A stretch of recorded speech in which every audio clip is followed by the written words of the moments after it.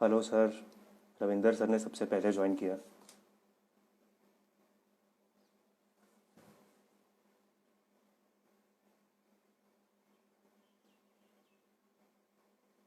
Hi संजयन sir.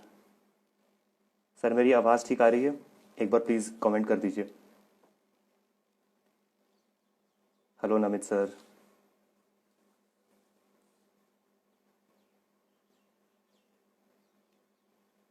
I am just waiting कि कुछ और व्यूअर्स ज्वाइन हो एंड देन हम शुरू करेंगे।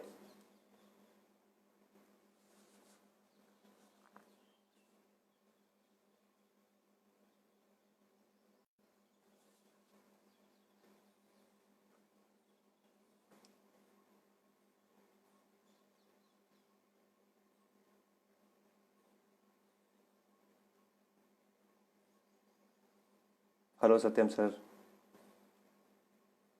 हेलो मैम, वार्षिकी मैम भी आ गई हैं।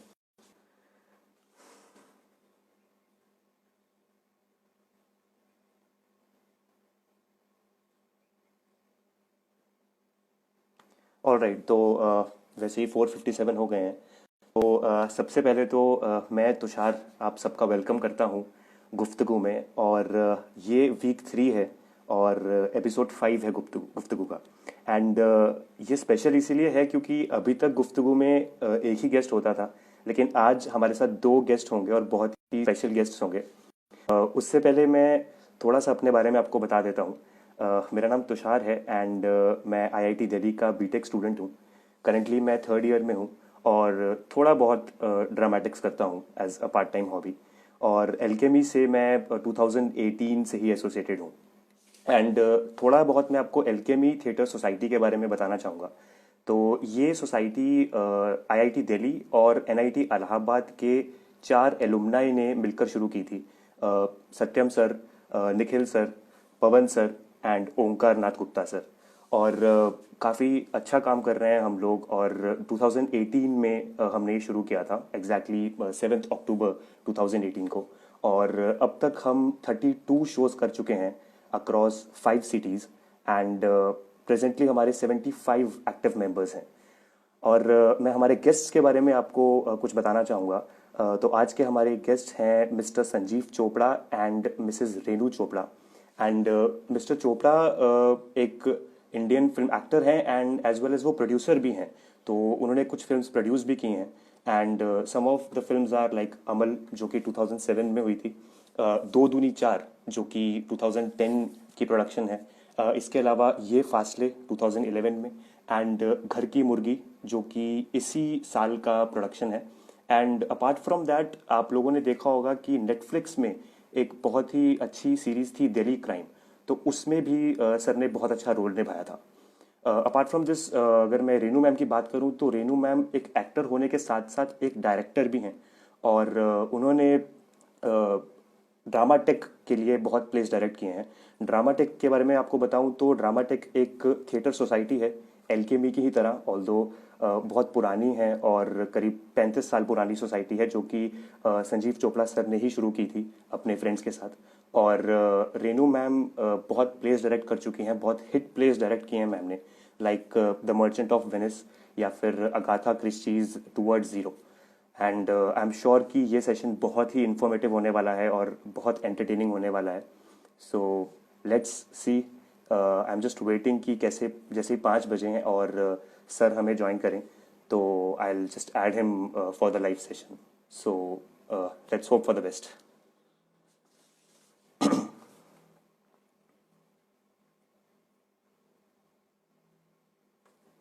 Yeah, I think let me check if sir is here.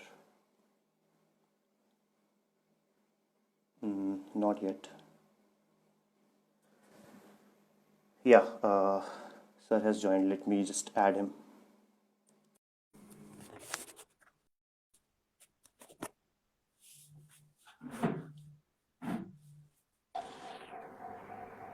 आज हेलो सर, नमस्ते। Hello ma'am. नमस्कार। हम लोग एक फ्रेम मेरी आवाज़ आ रही है आपको? हम लोग एक वर्टिकल फ्रेम में स्क्वीज कर रहे हैं। Yes yes ma'am, yes sir, it's no problem, It's okay it's ना? Fine, absolutely fine. Yes ma'am. तो प्लीज बताइए कि कैसे हैं आप लोग और आपका क्वारंटाइन पीरियड कैसा चल रहा भाई देखिए, हमें तो क्वारंटाइन पीरियड तो सबका सेम ही चल रहा है, ठीक है ना। है? जी। कैचअप। पर फिर आपका क्या रूटीन आजकल, क्या रूटीन रहता है आपका, लाइक घर पे रहते हैं तो? रूटीन देखिए, मेरे ख्याल से ज्यादातर लोग यही रूटीन फॉलो कर रहे हैं कि हेल्थ पे थोड़ा कंसंट्रेट कर रहे हैं, विच मीन्स के थोड़ा जी जी। एक्सरसाइज वगैरह हो जाए, मॉर्निंग वॉक हो गई या इवनिंग वॉक हो गई, ठीक है। हम्म। और फिर घर की सफाई वगैरह में थोड़ा टाइम निकल जाता है। जी। बाकी आप लोगों के साथ वीडियो वगैरह करते में निकल जाता है। खाना मैं बनाता नहीं, बहुत मुझे बढ़िया जरूरत नहीं सर। है बनाने की। इनका थोड़ा टाइम खाने में भी निकल जाता है बाकी। पर एक्चुअली शुरुआत हम ट्राई करते हैं कि हमने जैसे पहले थी जिंदगी के, मैं हम्म। सुबह 5 बजे उठती हूँ, योगा करती हूँ, ये उठ जाते हैं 5:30, अपनी वॉक वॉक की तैयारी जी करते हैं, योगा करते हैं। तो हमने जी। डिसाइड किया कि हम वही टाइमिंग रखेंगे ताकि बॉडी हम्म। हमारी वैसे ही चलती रहे। बाकी खाने जी का जी। ये है कि हर रोज आजकल फरमाइशें होती हैं कि अब ये बनाते हैं, अब ये बता दीजिए, अब ये देखो उसने जी वो भेज दिया है रेसिपी, तो तुम ये क्यों नहीं जी बता मैम, रही हो। आजकल यही चल रहा है। तो जी, टिकटॉक बस, पे वीडियोस बनती रहती हैं हाँ, और वो एंड फिर हर कोई भुगतना हमें पड़ता है। पर सिर्फ ये कभी कभी पोस्टपोन कर देते हैं कि हाँ नहीं आज नहीं बनाएंगे, 2 दिन बाद बनाएंगे, बस। जी जी जी। अभी बाकी ठीक है। बहुत बढ़िया। पहले कोई मीटिंग के लिए बोलता था तो कहते थे कि भाई फ्री नहीं है तो इस दिन की मीटिंग करेंगे। आप किसी को बोलोगे भाई हम जूम मीटिंग के लिए अवेलेबल नहीं आ रहे, और करके रहे हो, चलो ना आओ। तो मेरे ख्याल से अभी ज्यादा बिजी हैं हम लोग। जी जी जी बिल्कुल। तो सर मैं आपसे पूछना चाहूँगा, लाइक मैं अपने ऑडियंस को भी बता रहा था कि आप दोनों ही आईआईटी दिल्ली के एलुमनाई हैं, और सर आपका इंजीनियरिंग बैकग्राउंड रहा है, और आप इवन रैनबैक्सी के यंगेस्ट मैनेजिंग डायरेक्टर भी थे। तो सर इस सब के बीच में ड्रामा टेक का आइडिया कहाँ से आया, प्लीज़ हमें उसके बारे में बताइए। आपने जो सवाल किया है वो एक्चुअली मेरे 16 साल की लाइफ का सवाल है, तो इसको मैं थोड़ा सा नैरो जी डाउन कर दूंगा क्योंकि आगे चल के भी बातें करनी है, नहीं तो मैं ही बोलता रह जाऊंगा। जी जी, श्योर श्योर तो श्योर। मैं आईआईटी से केमिकल इंजीनियरिंग करके 1980 में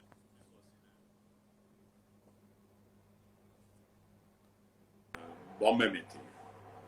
तो वहां से मैंने फिर दिल्ली में असाइनमेंट जो ली वो रैनबैक्सी में थी इन 1984। ओके। तब तक जी। एक तरह से 4 साल जिंदगी के गुजर चुके थे। और जो हम्म। मैनेजिंग डायरेक्टर की आप बात कर रहे हैं, यंगेस्ट मैनेजिंग डायरेक्टर रैनबैक्सी, वो मैं बना हूँ 1996 में। वो 16 साल एक ओके। तरह से। तो वो मैं रैनबैक्सी थाईलैंड का पहले बना था मैनेजिंग डायरेक्टर। सो वो वहाँ का है, तो वहां तक जाने की अभी जरूरत नहीं है हमें। ओके। जब जब मैं 1984 में लौट के आया, तो उस समय जी। हमारे आईआईटी के कुछ लेट्स से बैचमेट्स, इसलिए बोल रहा हूँ कि होता ये है कि 5 साल की जिंदगी में आप करीब करीब 5 बैचेस कम से कम आपके आगे पीछे आ जाते हैं, नजदीक आ जाते हैं, ठीक है। जिस साल आप जी ज्वाइन किए बिल्कुल। उस साल कोई आपके सीनियर्स पास आउट हो रहे होते हैं, और जब आप निकल रहे होते हैं उस समय कोई जूनियर्स ज्वाइन किए होते हैं उससे एक साल पहले, जी राइट। तो जी। एक तरह से लगे कि मैं 1980 का मेरा जो पास आउट ईयर था, और 78 से लेके 82 के बीच के जो कुछ हमारे बैचमेट्स थे, वो उस समय दिल्ली में थे। उनमें से ओके। 4 लोगों ने मिलके एक ही आइडिया ऑलरेडी फ्लोट किया हुआ था कि हम लोग मिलके एक हम्म थिएटर ग्रुप बनाते हैं विद द नेम हम्म। ड्रामाटेक। और उसका एक तरह से रजिस्ट्रेशन प्रोसेस वगैरह शुरू कर दिया था। पहले 2 नाटक उन्होंने उठाए, वो जो एक तरह से पहले किए हुए थे, खुद अच्छा। किए हुए थे, आईआईटी में किए हुए थे, या किसी ने पहले हमारे साथ किया हुआ था वो नाटक, तो वो उठाए ताकि वो आसानी से फिर ड्रामाटेक एक तरह से शुरू हुआ। हम जी लोग दिल्ली आए हैं 1984 में, और 84, हाँ हाँ 84। 1984 में। और उस जी समय रेनू प्रेग्नेंट थी, और हमारा बेटा जी जून 1984 में पैदा हुआ। तो जी एक तरह जी। से मैं ड्रामाटेक के as a founding member join किया है around 6 months after that, means winter of 1984। Okay. तो हम्म। अब ये सारे लाइक माइंडेड लोग थे, हम लोगों ने थिएटर आईआईटी में भी साथ में किया हुआ था, राइट। या तो हम्म। हमारे सीनियर्स जिनके साथ जिन्होंने हमसे थिएटर करवाया था, या हमारे जूनियर जिनको हमने थिएटर करवाया था। तो एक तरह से हम जी लोग वो सारे लोग थे जिन्होंने मिलकर फिर ये ड्रामाटेक फॉर्म किया। आइडिया ये था कि जी हम जी। लोग थिएटर साथ में कर ही रहे थे, तो अभी करते रहे। उस समय इसकी हाँ। कितनी कमिटमेंट होगी ये सब नहीं मालूम था, राइट। जी और वो जी। मेरे ख्याल से आगे चल के कहीं ना कहीं इन चीजों को हम लोग कवर करेंगे। आपको 45 मिनट 1 घंटा जी बात करने वाले हैं हम लोग। तो जी जी बिल्कुल। 1984 में, आज से करीब करीब 35-36 साल पहले ड्रामाटेक का जन्म हुआ, और उसके बाद ऑफ कोर्स आज तक चल रहा है। जी बिल्कुल। मैम मैं आपसे पूछना चाहूँगा, आप एक एक्टर होने के साथ साथ एक डायरेक्टर भी हैं, तो आप क्या हमसे शेयर करना चाहेंगी कोई ऐसा रोल, कोई चैलेंजिंग या कोई मेमोरेबल रोल जो आपने किसी से करवाया हो, और आपकी कोई मेमोरी जो हमसे आप शेयर करना चाहें? सबसे चैलेंजिंग रोल जो मैंने एज अ डायरेक्टर किसी एक्टर को प्रिपेयर कराया वो था शाइलॉक का रोल, जो संजीव ने किया मेरे प्ले मर्चेंट ऑफ वेनिस में। ओके। इसलिए क्योंकि एज ज्यादा करके सब लोग जानते होंगे, मर्चेंट ऑफ वेनिस में शाइलॉक ही मेन कैरेक्टर है, जिसके इर्द गिर्द जी पूरी कहानी उसी के इर्द गिर्द घूमती है। और जी। शेक्सपियर ने शाइलॉक को एक काफी, उसको जो स्पेशली जो उनको डायलॉग्स और ये सब जो दिया था, उस नाटक का इसेंस ही शाइलॉक के डायलॉग्स थे। तो मुश्किल इसलिए क्योंकि संजीव एक ख्याति एक्टर हैं, बहुत ही बढ़िया एक्टर हैं, लेकिन हर एक अच्छे एक्टर की एक पर्टिकुलर ट्रैक होता है जो वो शुरू कर देते हैं कि हम इस तरह हम इस रोल को लेके जाएंगे। मेरे दिमाग में शाइलॉक का कैरेक्टर एक तरह का एक कैरेक्टर था। मैं शाइलॉक को सिर्फ प्योर ब्लैक कभी भी दिखाना नहीं चाहती थी, मैं उसको एक इंसान दिखाना चाहती थी। तो इसलिए मुझे एक्टिंग उस तरह की चाहिए थी कि वो एक इंसान है जो जी जी। अपने किरदार को आगे पेश कर रहा है। ठीक है, उसमें खामियां हैं, शायद कुछ ज्यादा खामियां हो, लेकिन एक इंसान है, प्यार भी करता है लोगों से, सब कुछ। तो संजीव को कई बार रोकना कि बहुत ज्यादा आगे नहीं जाना है, और फिर अंग्रेजी पे काम करना। कई अक्षर थे जो इनकी अंग्रेजी थी, इनको शेक्सपियरन इंग्लिश बोलनी थी, जो कि ज्यादा मुश्किल था नॉर्मल अंग्रेजी से। तो उस पे इनके साथ काम करना, तो इसीलिए मैं कहती हूँ मुश्किल, क्योंकि एक बहुत बेहतरीन एक्टर को डायरेक्ट करना कुछ ज्यादा मुश्किलें पैदा करता है। और अगर मैंने मेरा ख्याल इस हिसाब में मैंने बहुत अच्छा काम किया। जी जी I totally बिल्कुल। agree. बिल्कुल मैम बिल्कुल। तो सर आपको यादों की जी आप बात जी बता रहे थे। तो जी जी। हमने कुछ उसके 18-19 शो किए, और ओके। एक शो था श्री राम सेंटर में जो मुझे खास पसंद नहीं आया। मुझे नहीं लगा कि लोगों ने इतना बढ़िया उसमें काम किया, ज्यादा बढ़िया हो सकता था। तो हम जब गाड़ी में बैठे, नाटक के बाद हम लोग गाड़ी में बैठे, और इनका पहला सवाल हमेशा ये होता है कि नाटक कैसा गया। तो इन्होंने ये पूछा, और रेनू डायरेक्टर उसके बाद नहीं रुकी, क्योंकि मेरे हिसाब से इन्होंने एक बहुत बड़ी गलती की थी उस नाटक में, कि ये जू हैं, शाइलॉक जू है, और इनकी जो बेटी है वो एक क्रिश्चियन लड़के से प्यार करती है, इसलिए वो सर को ढक के नहीं घूमती, वो अपना स्कार्फ हाथ में लेती है। जू लोग हमेशा सर को ढकते हैं, तो वो हाथ में लेती है स्कार्फ। ये अपनी बेटी को देखता है, और वो स्कार्फ उसके हाथ से लेके प्यार से उसको फिर से पहनाता है। मेरे लिए वो बहुत अहम चीज थी दिखाने के लिए कि वो उसको अपने रिलीजन और अपने बिलीव्स में कितना स्ट्रांगली बिलीव करता है कि उसको वो वापस स्कार्फ पहनाता है। वो लड़की खड़ी रही हमारी एक्टर स्कार्फ के साथ, ये हमारे एक्टर भूल गए कि उसे पहनाना है। तो उस चीज के लिए काफी कुछ सुनना पड़ा, जो कि मैं देखो आज तक माफ नहीं किया इन्होंने, डायरेक्टर ने कहा अब देखो पब्लिक के सामने माफ कर दो। जी मैम जी। सर आपको एक चीज़ डिफरेंशिएट करती है बाकी प्रोफेशनल से, वो ये है कि आपने अपनी प्रोफेशनल लाइफ में तो इतना सक्सेस समाया ही, मतलब इतने आप सक्सेसफुल रहे, लेकिन उसके साथ साथ आपने अपना पैशन भी फॉलो किया। और जैसे हमारी जो थिएटर सोसाइटी है, एलकेमी थिएटर सोसाइटी, तो इसमें भी बहुत सारे मेंबर्स ऐसे हैं जो करंटली कॉरपोरेट जॉब कर रहे हैं और side by side theatre pursue कर रहे हैं। तो आपके अकॉर्डिंग सर वो क्या पीस ऑफ एडवाइस आप हमें देना चाहेंगे कि हम कब सही टाइम पर सही डिसीजन ले पाए? बहुत बड़ा सवाल है, और मैं कोशिश करूंगा कि इस इंटरव्यू के दौरान कम से कम जो यंग लोग आज के पैशनेट हैं और प्रोफेशनल भी हैं, नौकरी कर रहे हैं, कॉर्पोरेट वर्ल्ड में हैं जी उनको कुछ आंसर मिल सके इस पूरे इंटरव्यू के दौरान। तो अभी मैं खाली एक छोटी सी बात बोलूंगा कि मेरा हमेशा से ये मानना रहा है, कम से कम आईआईटीएंस के बारे में, कई मेरे से बहुत लोगों ने कई बार ये सवाल पूछा है कि आईआईटीएन हो और फिर भी यार थिएटर में इतने अच्छे या इतने तो उनके लिए मेरा एक बड़ा एक सिंपल सा सवाल आंसर रहा है, वो ये है कि एक आईआईटीएन का मतलब है कि वो पढ़ाई लिखाई में बहुत अच्छा था, राइट? इसका मतलब ये नहीं कि वो बाकी चीजों में अच्छा नहीं था। बिल्कुल सर। बहुत से ऐसे लोग हैं जो काफी चीजों में अच्छे होते हैं, लेकिन उनको अल्टीमेटली एक चीज चूज करके आगे बढ़ना पड़ता है। तो जो एक आईआईटीएन है उसने ये चूज किया, वो अपने 16 साल 17 साल की उम्र में, कि भाई मैं इंजीनियर बनूंगा और आईआईटी में जाऊंगा। लेकिन उसके अंदर और भी बहुत खूबियां हैं, वो खूबियां कब उभर के आएंगी उस पर डिपेंड करता है कि वो कब स्टेप क्या लेगा, राइट? तो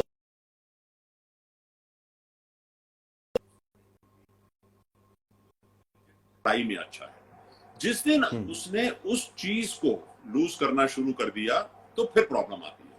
अगर वो अपनी वो जो मेन खूबी है कि वो पढ़ाई में अच्छा है, इंटेलिजेंट है, दिमाग इस्तेमाल करता है, अगर वो सारी चीजें कर रहा है तो बाकी चीजें सिंपल हो जाती है, क्योंकि वो तो वो कर ही रहा है, साथ में दूसरी चीजें कर रहा है। जहां उसने दूसरी चीजें ज्यादा करनी शुरू कर दी, जो प्राइमरी चीज जिसकी वजह से वो आईआईटी में गया या जिसकी वजह से उसे नौकरी मिली, वो करना बंद कर देगा, तो ये दोनों चीजें एक साथ नहीं चल सकती। तो ये इस समय पे मैं इतना ही बोलना चाहूंगा, आगे चल के देखते हैं कि कैसे श्योर सर, श्योर। मैम आपको थिएटर का बहुत ज़्यादा एक्सपीरियंस है और मुझे पता लगा कि आप काफ़ी छोटी एज से स्टेज से एसोसिएटेड हैं। तो आपके according how important is it to maintain your work life balance off and on stage? Like how important is it to balance your on stage and off stage life? मेरे लिए बहुत important है। मेरे लिए ये चीज़ बहुत इम्पोर्टेंट रखती है कि मेरी दोनों साइड्स बैलेंस्ड रहें, और कोशिश यही रहती है कि दोनों साइड्स में मैं एक्सेल करूं। लेकिन घर के मामले में, हाँ, प्यार के मामले में, as far as family is concerned, कभी कमी नहीं। वो मुझे, I have to reach the peak as far as that is concerned. लेकिन हाँ, हो सकता है घर कभी गंदा हो, ये वो वगैरह, एनीवे वो सब मैं कर सकती हूँ। लेकिन थिएटर अगेन, उसमें मैं एक्सेल करूँ और मेरा घर भी साथ साथ में मेरे चले। मैं हमेशा चाहती हूँ कि सब लोग, हम लोग साथ चलें, चाहे मेरे पेरेंट्स थे, कि मेरे इन लॉज थे, कि मेरे बच्चे। थैंकफुली हम दोनों, खैर थिएटर कीड़ा है ही हम में, तो बैलेंस मेंटेन करने में संजीव का बहुत बड़ा हाथ है कि ये बैलेंस रहता है।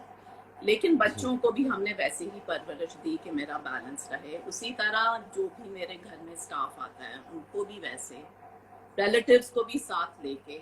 और मेरा ख्याल, जब लोग देखते हैं, जब हमारा काम थिएटर में देखते हैं और जब हमें घर पे देखते हैं, और जब उन्हें दिखता है कि हम दोनों जगह खुश हैं, तो उन्हें कभी भी कोई प्रॉब्लम नहीं होती कि ये लोग जा रहे हैं, ये कर रहे हैं, वो कर रहे हैं। और मेरे लिए वो बहुत ज़रूरी है कि एक बहुत कंफर्टेबल एनवायरनमेंट रहे जहाँ मैं ये दोनों चीज़ें कर सकूँ। हाँ, ये बहुत एक चीज़ है कि अगर घर पे आपकी कोई प्रॉब्लम रही है और आप जाते हैं अपनी रिहर्सल करने या रिहर्सल करवाने, वहाँ पे आप कुछ सोचते नहीं हैं, क्योंकि फिर आप भूल जाते हैं सब कुछ। लेकिन वापस आके आपको वो प्रॉब्लम तो फेस करनी है, तो वो भी आपको जल्द से जल्द अगर आप ठीक कर दें, तो आप फिर जब आप जाते हैं थिएटर के लिए, तभी भी आप ज़्यादा उसके ऊपर ध्यान दे सकते हैं। तो मेरे लिए, मुझे लगता है कि ये बैलेंस बहुत ज़रूरी है। And I'm not one of those very powerful struggling actors जो हमारी इंडस्ट्री में हैं, जो इतनी मुश्किलों से निकल के भी वो इस पीक पे पहुंचे हैं। मेरे लिए दोनों चीज़ें ज़रूरी हैं। जी बिल्कुल। सर, ये जो अगला सवाल मैं आपसे पूछने वाला हूँ, ये सवाल मेरे दिल के बहुत करीब है।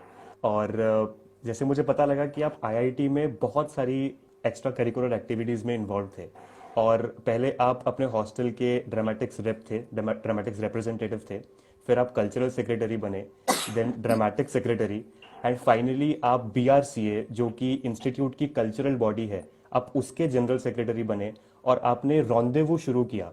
और मैं अपने व्यूअर्स को बताना चाहूँगा कि रॉन्डेवू आईआईटी दिल्ली का एक कल्चरल फेस्ट है और आज की डेट में वो एशिया के सबसे बड़े कल्चरल फेस्टिवल्स में से एक है। तो सर इस सब के साथ मतलब ये एक स्फीयर हुआ कि आपने पोजीशंस ऑफ रिस्पॉन्सिबिलिटी होल्ड करी, इसके साथ आप अपना पैशन फॉलो कर रहे थे, थिएटर कर रहे थे, और मैं समझता हूँ कि ये दोनों अलग स्फीयर्स हैं, और इसके साथ आईआईटी दिल्ली का एकेडमिक प्रेशर। तो सर इन तीनों चीज़ों को आपने किस तरह से हैंडल किया, और कुछ टिप्स अगर आप हमारे प्रेजेंट स्टूडेंट्स को देना चाहें। चलिए, मैं अज्यूम कर रहा हूँ कि हमारे व्यूअर्स जो हैं उसमें कुछ प्रेजेंट स्टूडेंट्स भी होंगे। जी जी बिल्कुल। मैंने शुरू में एक तरह से ये पार्शली ये बात कवर कर ली थी कि बहुत इम्पोर्टेंट है कि हम इन सारी चीजें जो आपने गिनवाई ये सारी एक्स्ट्रा करिकुलर एक्टिविटीज में आती है, राइट? जी तो अगर जी ये एक्स्ट्रा करिकुलर है तो करिकुलर क्या है? करिकुलर हमारी इंजीनियरिंग है, राइट? ये क्लैरिटी अगर दिमाग में हो, और बहुत जरूरी है ये क्लैरिटी दिमाग में होना, क्योंकि ये जाके आगे भी हेल्प करती है कि भाई आप जब कॉर्पोरेट वर्ल्ड में काम कर रहे हैं और आप साथ में थिएटर करना चाहते हैं, कैसे करेंगे, राइट? अगर आपके बारे में ये क्लियर है कि मुझे अपने एग्जाम्स देने ही हैं और उनमें मुझे अच्छे मार्क्स लाने ही हैं, आप एक तरफ नहीं स्विंग कर सकते कि हाँ भाई मैं सारा का सारा अपना टाइम एक्स्ट्रा करिकुलर एक्टिविटी में लगा दूंगा और जो मेरा मेन करिकुलर एक्टिविटी है वो मैं करूंगा नहीं या ढंग से नहीं करूंगा, ये नहीं कर सकते। Okay, so you have to find time, you have to stretch the time. आप भी कर रहे हैं, हमने भी किया आईआईटी के दिनों में कि रात रात भर बैठ के हमने एग्जाम से पहले पढ़ाई करी है, और जो बहुत ही अच्छा था क्लास में या जो बैच में उसको पकड़ के गले से बंदूक लगा के जैसे भी कहा कि मुझे तो अभी रात में सिखा क्योंकि मेरा कल सुबह एग्जाम है और उससे पहले हम शो करके आए, राइट? तो वो चीजें इंपॉर्टेंट है, आप इसको नजरअंदाज नहीं कर सकते। So it is finding the time for everything else, ठीक है? सो जब फर्स्ट ईयर में थे, सेकंड ईयर में पहुंचे तो ड्रामेटिक्स रेप बने, फिर जैसे जैसे उसकी रिस्पॉन्सिबिलिटी बने तो कल्चरल रेप बने, फिर ड्रामेटिक सेक्रेटरी बने, फिर जनरल सेक्रेटरी। इन सब चीजों में रिस्पॉन्सिबिलिटी बढ़ती जा रही है और इसी के साथ साथ आपके करिकुलम का प्रेशर भी बढ़ता जा रहा है because years are going by, right? तो आपको ये मान के चलना है कि मैं वो प्रेशर उठा पाऊंगा नहीं उठा पाऊंगा। जो लोग उठा पाते हैं उनको ही ये स्टेप लेना चाहिए। अच्छा, हमारे साथ ऐसे लोग भी थे कुछ जिन्होंने ये अपनी एक्स्ट्रा करिकुलर एक्टिविटी को ज्यादा अहमियत दे दी और हमारे टाइम पे 5 साल का बैच होता था, 5 की जगह 7 साल में निकले वो, ठीक है ना? तो वो गलती है, मैं मानता हूँ वो गलती है, क्योंकि आगे जाके फिर वो आपको यही चॉइसेस हर साल में आते हैं कि क्या मैं एक चीज को साइड में कर सकता हूँ या नहीं कर सकता। It's a side activity, it has to be treated like a side activity. जी आप दोनों एक दूसरे से आईआईटी में ही मिले, और मैम जो थी वो पोस्ट ग्रेजुएशन कर रही थी और सर बैचलर्स कर रहे थे। तो बेसिकली ये यूजी पीजी का एक बहुत ही इंटरेस्टिंग कॉम्बिनेशन हुआ। तो प्लीज उस स्टोरी के बारे में हमें बताइए कि किस तरह आप दोनों मिले और कैसे सब हुआ। आज भी मैं मास्टर्स हूँ, ये बैचलर्स है। As far as engineering is concerned, ji but पता नहीं, इसका सवाल तो बहुत आसानी में देंगे तो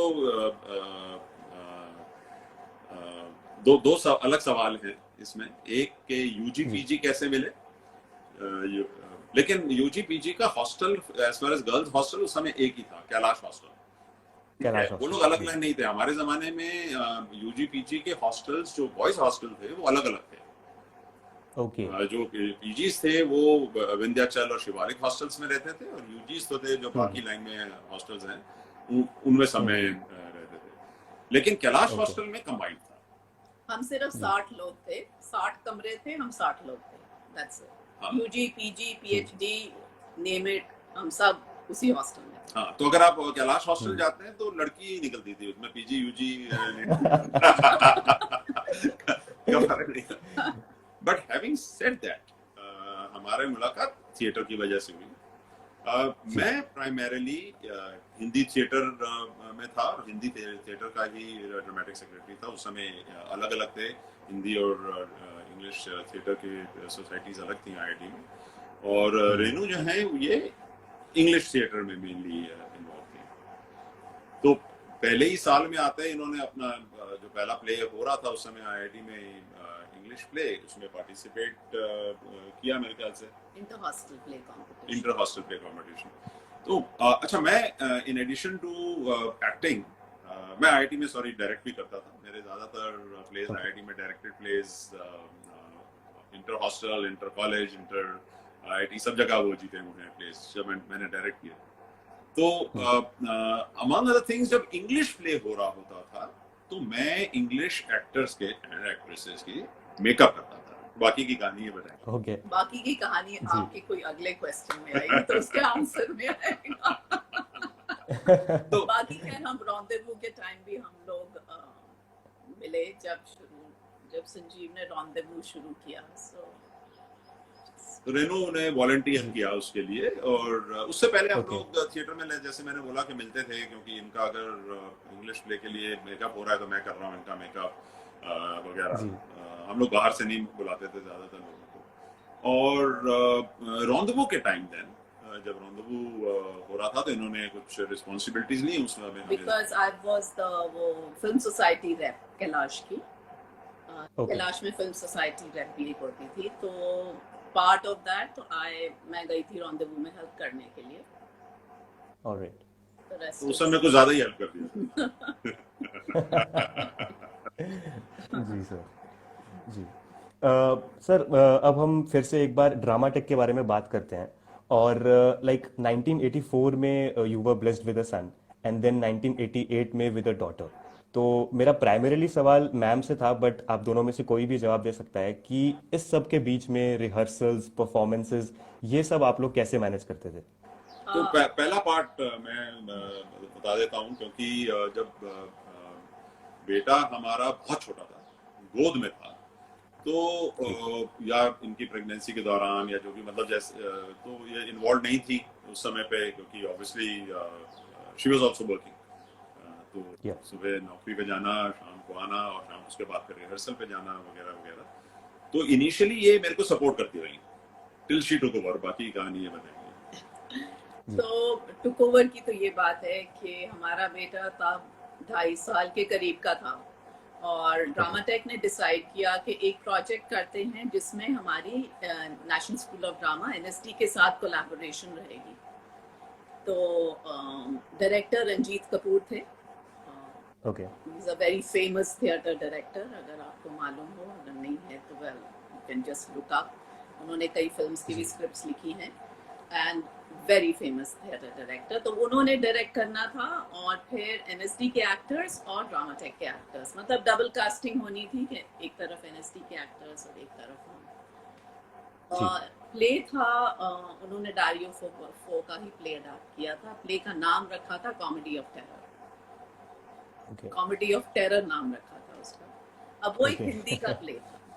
मैंने कभी हिंदी में एक्टिंग नहीं की थी, कभी भी नहीं। जिंदगी भर मैंने सिर्फ अंग्रेजी नाटकों में एक्टिंग की थी। तो मैं अपने बेटे को, अंकुर को लेके मैं सिर्फ साथ चली जाती थी, क्योंकि थिएटर कीड़ा तो मुझ में भी था। तो मैंने कहा कम से कम रिहर्सल देख लेंगे, तो ले जाती थी अंकुर को साथ में। अंकुर में शायद बचपन से या पैदा होते ही वो कीड़ा था, तो वो शोर नहीं मचाता था। वो जब रिहर्सल बंद हो जाती थी थोड़ी देर के लिए, तब शोर मचाता था और फिर चुप हो जाता था, जैसे स्क्रिप्ट पढ़ रहे हो। अब वो स्क्रिप्ट की हिंदी में थी, मैं सिर्फ सुनती थी। एक जो मेन फीमेल लीड जो थी, उन्हें अभी तक मिल नहीं रहा था कोई भी। तो रंजीत भाई ने कहा कि रेनू, तुम आई हुई हो, तुम सिर्फ पढ़ दो। मुझे मालूम है तुमने हिंदी नाटक नहीं किया है, तुम सिर्फ पढ़ दो ताकि हमारा नाटक आगे चलता रहे और हमें मिल जाएगी फीमेल लीड। हमने कहा ठीक है। हमने पढ़ना शुरू किया। अंकुर चला गया संजीव की गोद में, ये डबल कास्टिंग में चले गए और हमें फीमेल लीड मिल गया। तो खैर चलता रहा। और वैसे भी बेटी के साथ भी, बेटी मेरा ख्याल 3 महीने की थी, तो हम दोनों ने, तब एक और ग्रुप ने, ये arsenic and the old days, again Ranjit Kapoor का डायरेक्टेड, उन्होंने बोला कि हम दोनों को चाहेंगे कि हम दोनों उसमें एक्ट करें, तो उसको साथ ले जाते थे। कॉमेडी ऑफ टेरर की मैं एक और बात बताना चाहती हूँ कि उसमें मेरे हस्बैंड का रोल उस टाइम पीयूष मिश्रा NSD में थे, उन्होंने किया था। आज पता नहीं उन्हें याद है कि नहीं। ऑफ कोर्स याद। पीयूष भाई को आप कल मेरे ख्याल से गुफ्तगू में ले रहे हैं। जी, राइट? तो बिल्कुल। हम लोग we go back that many years, I think 86 या 86 87 में हम लोगों ने कॉमेडी ऑफ किया था। यार पीयूष भाई को बड़ी अच्छी तरह याद है, मेरी कई बार उनसे मुलाकात भी हुई है, बिकॉज मैं फिल्म्स में भी इन्वॉल्व रहा हूँ। उनको याद भी है, वो बहुत अच्छे इंसान भी है, मतलब he is well grounded person, तो उनको ऐसी चीजें वो भूलते नहीं है। तो कल जब आप बात करेंगे ना उसके बारे में भी बात कर सकते हैं कि आपने ऑडियंस ड्रामेटिक के साथ नाटक किया था। तो मुझे लगता है कि अगर आप बच्चों को, या चाहे जो भी आपके फैमिली मेंबर है, चाहे आपकी वाइफ है या हस्बैंड है, जो भी, अगर आप शुरू से इतने पैशनेट है किसी चीज के बारे में और उनको साथ में इन्वॉल्व करते हैं और साथ में लेकर चलते हैं, तो कभी आपको कोई दिक्कत नहीं पेश आती। Having said that, जब बेटा हमारा 84 में हुआ था, तो 84 to 86 के बीच में जो था, एक तरह से ये कॉमेडी ऑफ टेरर से पहले तक ये साथ में जाती थी। बेटा हमारा गोद में इनके होता था और ये रिहर्सल्स पे मेरे साथ हमेशा जाती थी ड्रामेटिक के। उस दौरान में मैंने 2-3 प्लेस 4 प्लेस किए होंगे उस दौरान में ड्रामेटिक के। तो उस दौरान में वो जाते थे साथ में, तो एक तरह से हमारे बेटे की ग्रूमिंग तो वहीं से हो गई थी कि जब रीडिंग चल रही है, रिहर्सल चल रही है, तो कोई आवाज नहीं करनी, बिल्कुल चुपचाप बैठा रहना है। तो अराउंड द टाइम जब इन्होंने रोल किया, जब तक वो 2.5 साल का हो चुका था, वो काफी एक तरह से थिएटर के माहौल में बहुत बड़ा हो चुका था तब तक। That's great, sir. That's great. Sir, हमें आप थोड़ा अपने एज 50 प्लान के बारे में बताएं।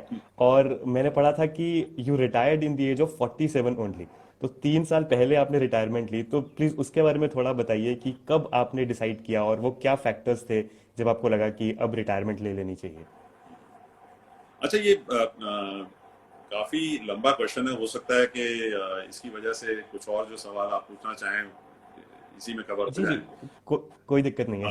तो as 50 plan, it may sound very odd, लेकिन मैंने ये जो अपना प्लान था, ये करीब मैंने at the age of you can से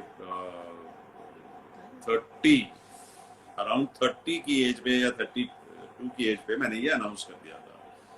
और उसका रीजन था, आपने एक सवाल ये भी पूछा था कि इसको बैलेंस करके कैसे चलते हैं जी। तो उस जमाने में मैं रिमेम्बर आपसे बहुत बड़ा हूँ, तो आज की जो पढ़ाई, आज की जो कॉर्पोरेट लाइफ है, हमारे जमाने से फर्क है। तो कॉर्पोरेट लाइफ में 3 मौके आते हैं, राइट, मेरे हिसाब से। वो एक ये है कि जब आप कंपैरेटिवली जूनियर हैं, तो आपकी रिस्पॉन्सिबिलिटीज भी कंपैरेटिवली कम है, राइट। और जब आपकी रिस्पॉन्सिबिलिटीज कम हैं, तो आप एक्चुअली कुछ चीजें एक्स्ट्रा कर सकते हैं ऑन द साइड, राइट, क्योंकि वो तो किसी और की रिस्पॉन्सिबिलिटी है, राइट। ओवरऑल रिस्पॉन्सिबिलिटी किसी और की, आप तो कंपैरेटिवली जूनियर है। फिर एक टाइम आता है जब आप मिडिल मैनेजमेंट में होते हैं और ग्रोथ पीरियड होता है आपका, जब आपको एक तरह से 100% कॉन्सेंट्रेशन अपनी जो है पूरी की पूरी अपने करियर पे लगानी पड़ती है, क्योंकि अगर आप नहीं लगाएंगे तो फिर आप एक जगह जाके रुक जाएंगे, you hit the glass ceiling. और फिर तीसरा टाइम ऐसा आता है, एक फेज ऐसा आता है जब आप बिल्कुल ही बॉस हैं और आप ही हेड कर रहे हैं, तो सारा टाइम आपके ऊपर है, आपने कैसे उसको लगाना है, आपको आपसे कोई सवाल करने वाला नहीं है। The only result you give is the P&L, right? Profit and loss statement of the company, या आपके जो भी आप कह लीजिए कि रिजल्ट क्या है, that is the important part, right? ये 3 phases होते हैं मेरे हिसाब से। और तो जब मैं फेज 1 से फेज 2 में जा रहा था, जब 84 से लेके 89, 90 तक तो मैं थिएटर ऑन द साइड करता रहा। इसमें बहुत इंपॉर्टेंट था कि अपने बॉसेस को, अपनी कंपनी में, रैनबैक्सी में मैं था उस समय, कि उनको ये बात पता हो कि मैं क्या कर रहा हूँ। मेरे उस समय भी और आज भी मेरी बिगेस्ट ऑडियंस, अगर मैं दिल्ली में शो करता हूँ कोई भी प्ले की, मेरी बिगेस्ट ऑडियंस मेरे रैनबैक्सी वाले लोग हैं। और उसमें से मेरे एक्स बॉसेस जिनके लिए भी मैंने काम किया, वो सबसे बड़े ऑडियंस है, वो आज भी मेरे नाटक देखते हैं। क्योंकि वो लोग भी, जितना मैं फक्र करता था कि थिएटर में मैं करना चाहता हूँ, मैं एक एक्टर हूँ, वो भी इस बात का फक्र करते थे कि देखो यार, हमारा सबऑर्डिनेट या हमारा कलीग थिएटर पे जाता है, वो भी आके कह सकते थे, मैं किसी एक्टर को जानता हूँ, अपनी फैमिली को भी लेके आते थे, फ्रेंड्स को भी लेके आते थे। तो बहुत जरूरी था कि आप ये चीज चोरी करके नहीं कर रहे, आप ऑफिस के टाइम में नहीं कर रहे हैं, लेकिन अगर रिहर्सल 6:30 बजे है और उस दिन आपको 6 बजे ऑफिस से निकलना है और बॉस बोल दे कि नहीं, आप तो 8 बजे तक तुम काम करोगे, तो कैसे रिहर्सल पे पहुंचोगे? तो इसलिए साथ में अपनी कंपनी को साथ में लेके चलना बहुत जरूरी है, राइट? जी तो जब ये ऐसा माहौल आया कि एक फेज से दूसरे फेज में जा रहे थे, which was around end of 80s, right, मैंने ये रियलाइज किया ये दोनों चीजें एक साथ नहीं चल रही हैं। I have to concentrate on my career, because यहां से अगर मैं करियर में अपना पूरा लगाऊंगा टाइम तो मैं तेजी से ऊपर जाऊंगा। और सो उस समय पे, अब जब भी आदमी कुछ करता है तो कुछ ट्रेड ऑफ करता है, राइट? कि अगर एक चीज मैं छोड़ रहा हूं, मेरे पास कोई तो रीजन होना चाहिए। रीजन था करियर, लेकिन ये चीज को मैं बहुत प्यार करता हूं, मैं थिएटर को बहुत प्यार करता हूं, तो मैं क्या इसको फिर छोड़ ही रहा हूं कंप्लीटली? नहीं। तो उस समय पे मैंने एक अपना एज 50 प्लान बनाया कि मैं 50 साल तक करूंगा, जितनी हाइट तक मुझे करियर में पहुंचना है मैं पहुंच जाऊंगा, और जब मैं उस जगह पहुंच जाऊंगा तो मैं 50 साल की उम्र में छोड़ के थिएटर करूंगा, थिएटर एंड फिल्म्स करूंगा। ये मैंने एक तरह से अपना प्लान, और ये प्लान मैंने पब्लिश किया। पब्लिश इन द सेंस कि वाइफ को बताया, बच्चों को बताया, रिलेटिव्स को बताया, पेरेंट्स को बताया, इन लॉज को बताया, फ्रेंड्स को बताया, राइट? ज्यादातर लोग इस चीज को बहुत जोक में लेते रहे शुरू में, लेकिन जैसे जैसे ईयर्स निकलते गए और मैं करियर में आ गया, बढ़ता रहा और reach the peak of my career, तो उस समय पे जब मैंने बोला कि अब मैं छोड़ रहा हूँ नौकरी और मैं अब अपना फेज 2 करियर प्लान में अपना एज 50 प्लान प्रेसिपिटेट कर रहा हूँ, तो मेरे को ज्यादा दिक्कतें नहीं आई, क्योंकि सबको पता था मैं ये करने ही वाला हूँ। अब आता हूँ मैं आपके सवाल पे कि मैंने एज 47 पे क्यों कर दिया। मेरे एज 50 प्लान में 3 मेन फैक्टर्स थे जो मैंने पब्लिश किए थे, और एक था कि 50 साल, एक तो फैक्टर एज हो गया। दूसरा था कि there should be enough in the bank, ताकि एज 50 के बाद जब मैं अपना नेक्स्ट फेज में जाऊं उस समय मेरे को पैसे की जरूरत नहीं होनी चाहिए। I am doing it as a hobby, I should do it as a hobby. तो मेरे बैंक में इतना पैसा होना चाहिए जिससे कि मैं बाकी जिंदगी अपनी फैमिली को लेके चला सकूं, राइट? और तीसरी चीज थी, I must hit reasonable peak in my career, right? उसका तो खैर कोई अंत नहीं है। आज अगर आप 100 करोड़ की कंपनी चला रहे हैं, कल 500 की, फिर 5,000 की, तो उसका कोई अंत नहीं है, लेकिन आप एक कहिए कि मैं एक हाइट तक पहुंच जाऊं। तो मेरे केस में ऐसा हुआ कि एज को छोड़ के बाकी दोनों चीजें पहले अचीव हो गई एट द एज ऑफ 47 या 46 तक की हो गई थी, कि पैसा भी काफी मैंने कमा लिया था तब तक, और करियर तो मैं I reached quite a bit of top. तो दोनों चीजें जब हो गई तो अब खाली एज ही रह गया था कि अब कैसे और कितने साल निकालूं। उस समय पे ऐसा मौका आया कि रंजीत कपूर, जिनकी रेनू बात कर रही थी, उनके साथ हमने तब तक काफी नाटक किए थे, उनके साथ मेरा चल रहा था, उनको मालूम था मेरा एज 50 प्लान, तो उन्होंने मुझे एक स्क्रिप्ट दी पढ़ने के लिए। एक फिल्म की स्क्रिप्ट थी, एक नाटक की लिखा था उन्होंने, उसको उन्होंने फिल्म में कन्वर्ट किया था। कहते संजीव तुम ये पढ़ो, नाटक पढ़ो, इसमें मैं फिल्म बनाना चाहता हूँ, और तुम एज 50 पे जब रिटायर करोगे मिलके बनाते हैं। तो मैंने वो जब स्क्रिप्ट पढ़ी, मैं बहुत एक्साइट हो गया उसको पढ़ के, और मैंने कहा यार कि मैं अब क्यों और 3 साल नौकरी करूं खाली एज की वजह से? नहीं, I think I have some interesting project in hand, इसको लेके चलता हूं और let's move on in the next phase in life. So that's how I precipitated my age 50 plan at the age of 47. जी, तो सर मतलब आपके according हम अपनी लाइफ में कुछ चेक पॉइंट्स रख सकते हैं, लाइक आपने 2 मेजर फैक्टर्स रखे थे कि एक इनकम और उस लेवल तक पहुंचना, तो आई थिंक एक बार अगर वो अचीव हो जाए तो आई थिंक हमें बाकी फैक्टर्स के बारे में शायद चिंता करने की जरूरत नहीं होनी चाहिए। आई थिंक दैट्स व्हाट देखो, मैंने ये बोला कि मेरे टाइम पे एक पर्टिकुलर फॉर्मूले पे कॉर्पोरेट लाइफ चलती थी, राइट? जी। आज चीजें बहुत फर्क है। उस समय पे अपने एक्स्ट्रा करिकुलर टैलेंट को मोनेटाइज करना बहुत मुश्किल होता था। एवेन्यूज क्या थे उस समय? फिल्म थे और टीवी था, राइट? और थिएटर था। थिएटर तब भी और आज भी पैसा नहीं देता है ज्यादा, राइट? बिल्कुल। और आज के दिन इतने एवेन्यूज खुल गए हैं कि आज के दिन काफी लोग अपने टैलेंट को, जो so called extra curricular activity के टैलेंट को मोनेटाइज करके आगे बढ़ सकते हैं, parallelly and sometimes even independently. तो वो एक बहुत ही अलग सवाल है। लेकिन हाँ, अगर ट्रेडिशनल पाथ फॉलो कर रहे हैं आप, राइट, जी तो अगर कोई मेरे पास आता है ये सवाल लेके एट द एज ऑफ 35, अगर कोई मेरे पास अगर आता है सपोज जिससे ऑलरेडी मिड करियर पहुंच गया है, वो ये सवाल लेके आता है जी कि मैं अपने करियर में हूँ, 35 पे हूँ, मैं यहाँ पहुंचा हूँ, मैं क्या करूँ, तब तक उसका एक या दो बच्चे भी हो चुके होते हैं, रिस्पॉन्सिबिलिटीज काफी हाई हो जाती हैं, रिस्क टेकिंग कैपेसिटी काफी कम हो जाती है। तो उसको मैं हमेशा ये इनकरेज करता हूँ कि do enough in your career, bank enough, बहुत लाइफ पड़ी है, बाद में जाके इसको करना, विच इज माई पाथ। और अगर कोई एक यंगर बंदा आता है मेरे पास, राइट, जी पूछते हुए ये सवाल, मेरी गाइडेंस उसको बहुत अलग है। उसको गाइडेंस मेरी ये ओके होती है कि see what is you are passionate about, and if you are very good at it, खाली पैशन होना कोई फर्क नहीं पड़ता। हमने इतनी स्टोरीज देखे हैं कि लोग बॉम्बे पहुंच जाते हैं कि एक्टर बनना है। अरे एक्टर बनने के लिए एक्टिंग कैपेबिलिटीज भी तो होनी चाहिए ना। अगर आप बिल्कुल सर अपने फील्ड में अच्छे हैं और आप उसके बारे में पैशनेट हैं, तो आप उसको जब भी फॉलो करेंगे आप उसको मोनेटाइज कर सकते हैं आज के जमाने में। सो जी बाकी जी बिल्कुल I will answer depending on क्या स्पेसिफिक श्योर क्वेश्चन श्योर है। सर जी जी बिल्कुल। मैम मैं आपसे आपके प्ले के बारे में बात करना चाहूँगा, मर्चेंट ऑफ वेनिस, क्योंकि आप उसकी डायरेक्टर थी और उस प्ले को साहित्य कला परिषद का अवार्ड भी मिला था। तो आई आई सपोज दैट वो बहुत ही एक बड़ा मोमेंट होगा आपके लिए। तो प्लीज़ उसके बारे में बताइए कि जब आपको पता लगा कि आपके प्ले को अवार्ड मिला है तो क्या फीलिंग्स थी आपकी उस टाइम पे? ऑब्वियसली बहुत ही ज्यादा खुश थी, क्योंकि हम्म, बहुत मेहनत की थी उस नाटक पे, बहुत ज्यादा, क्या सभी नाटकों पे की है, लेकिन उस पे क्योंकि शेक्सपियरियन प्ले था और ग्रुप में भी काफी लोग उस चीज के अगेंस्ट थे कि तुम ऐसा नाटक उठा रही हो, लोग नहीं आएंगे देखने के लिए, कौन हम्म, समझेगा इस नाटक को।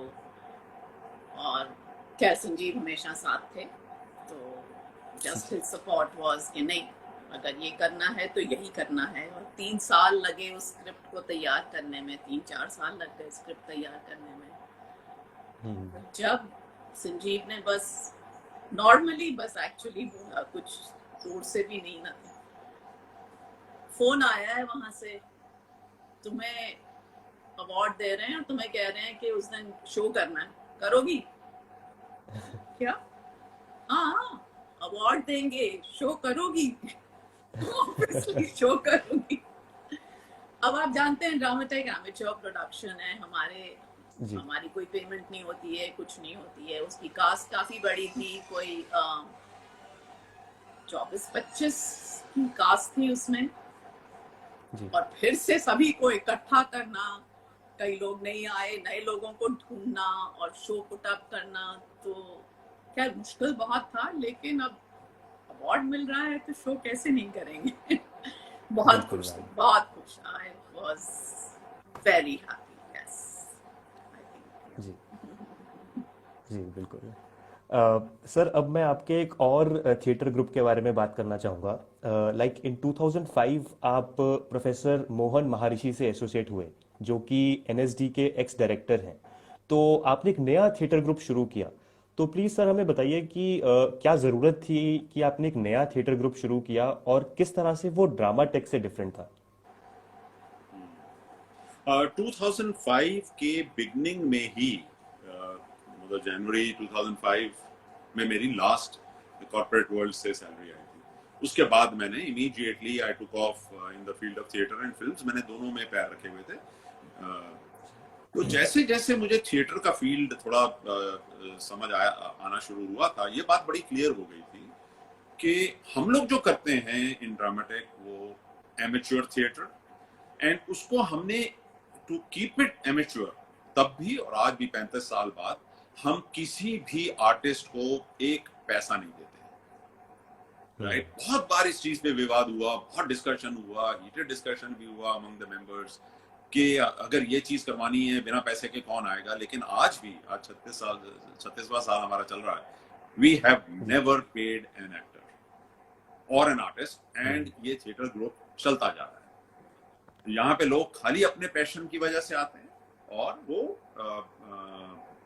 जब उनके पास टाइम होता है तब करते हैं, it's a quite a mobile group theatre, Dramatech जो है it's quite a mobile group. लोग आते हैं और जाते हैं, और जब उनके पास टाइम है वापस आ जाते हैं। तो ऐसा कुछ नहीं है कि भाई आप अगर एक बार छोड़ के चले गए तो वापस नहीं आ पाओगे, नहीं, आप 10 साल बाद वापस आओगे वो भी चलेगा, आप अगले साल आ जाओ, जब भी आओगे your the doors are always open. So हमारी एक तरह से अनगिनत कह लीजिए मेंबरशिप है, बहुत ही लोग हैं जिन्होंने एक बार भी एक प्ले में काम कर लिया वो ड्रामाटेक का मेंबर बन गया, राइट।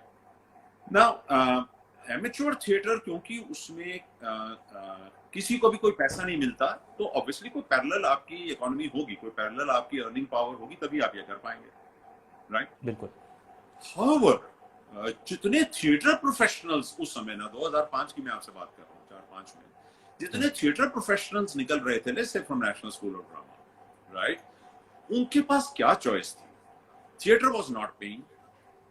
वो लोग, उनके पास एक ही चॉइस है कि आप या तो टीवी या फिल्म्स के लिए बॉम्बे पहुंच जाएं, और अगर आप टीवी और फिल्म्स के लिए बॉम्बे पहुंच गए तो दिल्ली में फिर क्या थिएटर कौन करेगा? फिर तो दिल्ली में थिएटर जो है वो बड़ा सब ऑप्टिमल होगा, right.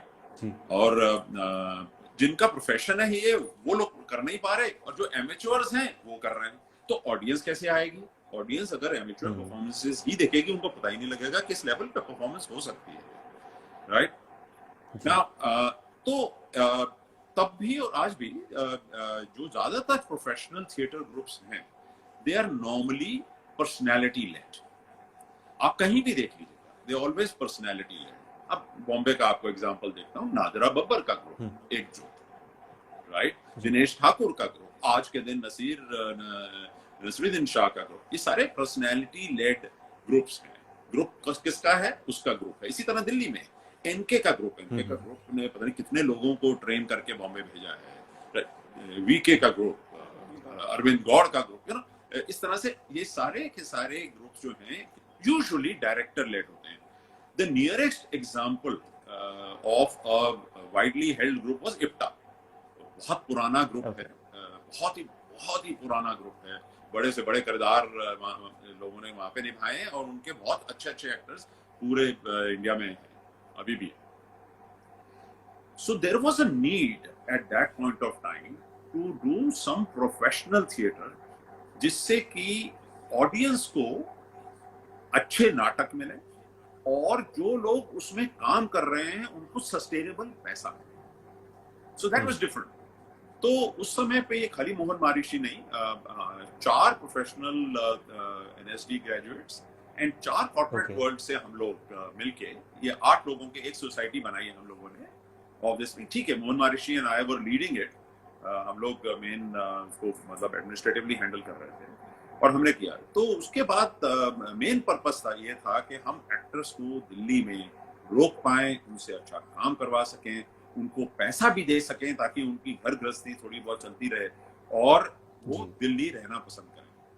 And I think we succeeded. हमने 2-3 साल काफी नाटक किए, अच्छे अच्छे नाटक किए। शेक्सपियर का ओथेलो के टाइम पे महेंद्र मेवाती एक बहुत ही शानदार एनएसडी के एक्टर उस समय बॉम्बे में स्ट्रगल कर रहे थे। इधर कभी छोटी मोटी फिल्म कर ली, कुछ कर रहे हैं, सब कुछ करके उनको स्पेशली दिल्ली लेके आए हम बॉम्बे से, और उनको इतना पैसा इनिशियली हमने दिया जिससे कि वो दिल्ली में रह सकें, और उसके बाद उन्होंने दिल्ली में रह के अगले 8-10 साल तक बहुत थिएटर किया, क्योंकि एक बार दिल्ली आ गए, एक बार सस्टेनेबल मिल गया उनको कि हाँ भाई यहाँ पे मैं सर्वाइव कर सकता हूँ। उन्होंने बहुत अच्छा थिएटर किया, बहुत अच्छे नाटक किए। So how was Natva different from Dramatech? It was a professional group with let's say professional NSD people joining professional corporate people. Funding could be created by corporate people, and quality of theatre एक तरह से NSD के लोग संभाल लेते थे। Administrative experience जो हमें कॉर्पोरेट वर्ल्ड में था, उसको हम यूज करके उसको एक तरह से as a reasonable good profit centre चला पाए, और उससे I think it did good. उसके बाद कई और ऐसे ग्रुप्स आए, और आज के दिन आई एम प्राउड टू से काफी ग्रुप्स थिएटर के बेसिस पे सस्टेन कर रहे हैं दिल्ली में।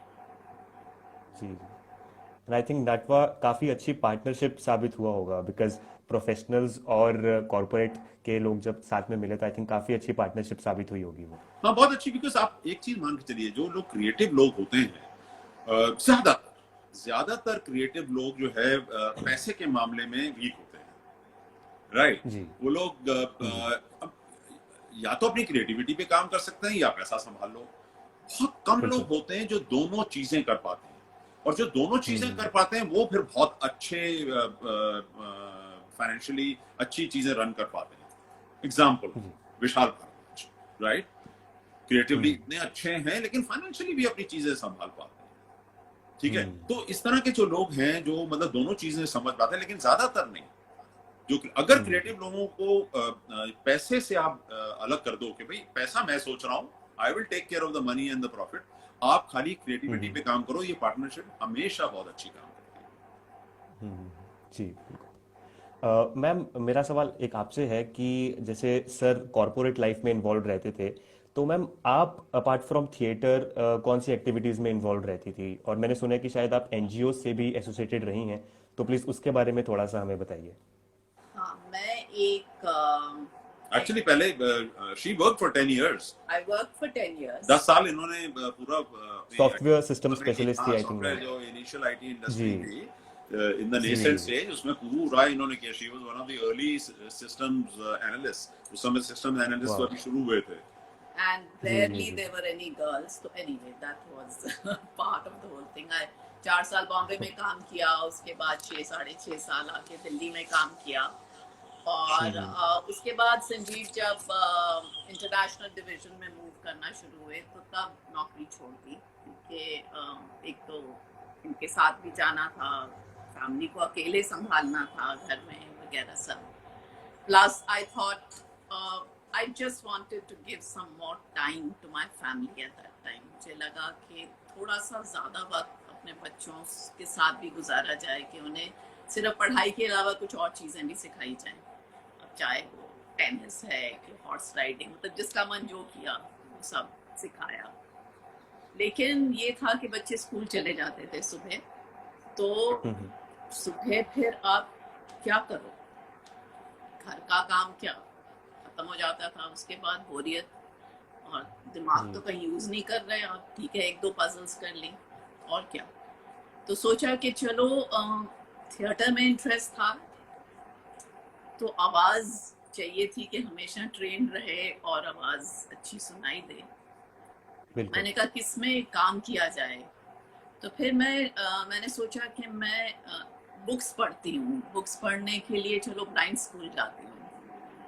ओके एक्चुअली पहले ओबरॉय होटल के पास एक ब्लाइंड स्कूल है जो बहुत बड़ा है, नेशनल ब्लाइंड एसोसिएशन और समथिंग। तो जी वहाँ गई तो उन्होंने कहा कि वो एक गवर्नमेंट ऑर्गेनाइजेशन है, तो उन्होंने कहा हाँ हम आपको बुलाएंगे, आपका वॉइस टेस्ट लेंगे। तो मैं भी निकल रही थी, 2 बच्चों ने पकड़ लिया, आप कुछ पढ़ सकती हैं? मैंने कहा हाँ, ये पेपर पढ़ देंगी? मैंने कहा ठीक है। उसके बाद कम से कम 1.5 साल उन बच्चों के लिए मैं वो न्यूज़पेपर पढ़ती रही और साथ साथ उनको इंग्लिश सिखाती रही। तो वो बच्चे अपने 10th में इंग्लिश में पास हो गए, तो उन्होंने तो आके समझा के जैसे कोई I was goddess for that कि अंग्रेजी में पास हो गए। अब उसके बाद उन्होंने मुझे रिकॉर्डिंग या बुक्स पढ़ने के लिए कभी बुलाया नहीं स्कूल में। फिर मुझे ओके मिला कि आर.के.पुरम में एक है national association for the blind, जो एक एनजीओ है। तो मैं वहाँ ओके गई, और उनके जो मैनेजर हैं उस टाइम वो एक्चुअली एक बैंक के लिए काम करते थे, लेकिन एक डेपुटेशन के लिए स्कूल आए हुए थे। He was the manager of the school as well. तो मैंने कहा कि क्या मैं कुछ रिकॉर्डिंग में या किसी में हेल्प कर सकती हूँ? तो उन्होंने कहा चलो। और वो नीचे बेसमेंट में उनकी लाइब्रेरी है और रिकॉर्डिंग स्टूडियो, और वहाँ पे लाइब्रेरियन को कहा ये रिकॉर्ड करेंगी, इनकी आवाज़ मुझे अच्छी लगती है, आप इनको लगा दीजिए रिकॉर्डिंग। तो बस तब से हमने शुरू किया। उस टाइम टेप रिकॉर्डर पे रिकॉर्ड करते थे, टेप्स पे रिकॉर्ड करते थे, तो बहुत मुश्किल था कि अगर कहीं गलती की या कुछ। आज हम सीधा सॉफ्टवेयर यूज़ करके सीधा हार्ड ड्राइव पे जाते हैं, सीडीज बर्न होती हैं। अच्छा लगता है जब सडनली, और क्योंकि मैथ्स और कंप्यूटर साइंस थे तो बुक्स मेनली मैथ्स और कंप्यूटर साइंस की पढ़ती हूँ।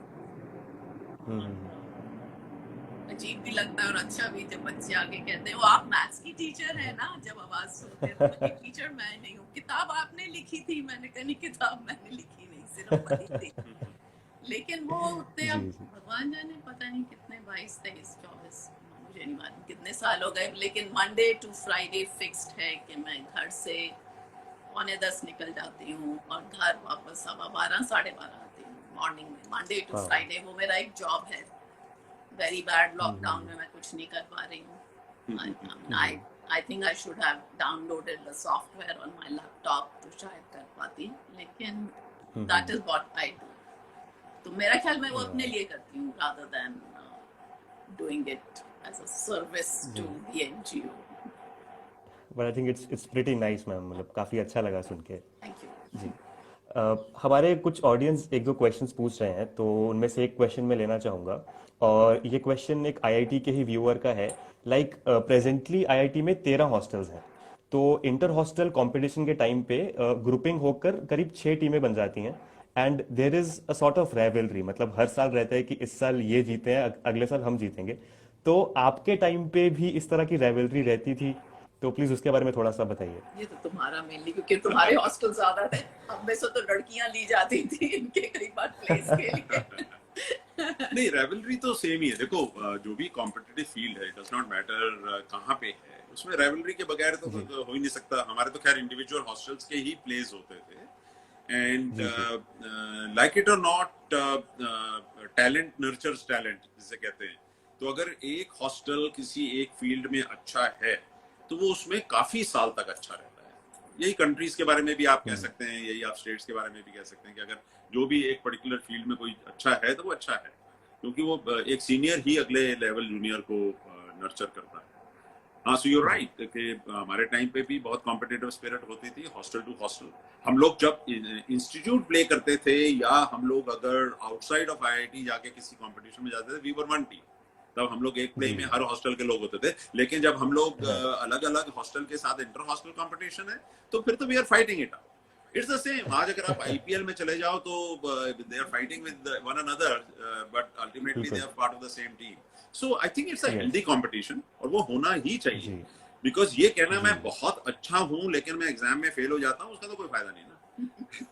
मैं बहुत अच्छा हूँ तो मुझे पास ही होना चाहिए। और अवार्ड्स अगर आपको मिलते हैं, चाहे वो बेस्ट एक्टर अवार्ड हो, बेस्ट डायरेक्टर अवार्ड हो, best lighting, best sound, best makeup, ये सारी चीजें आपको मोटिवेट करती हैं।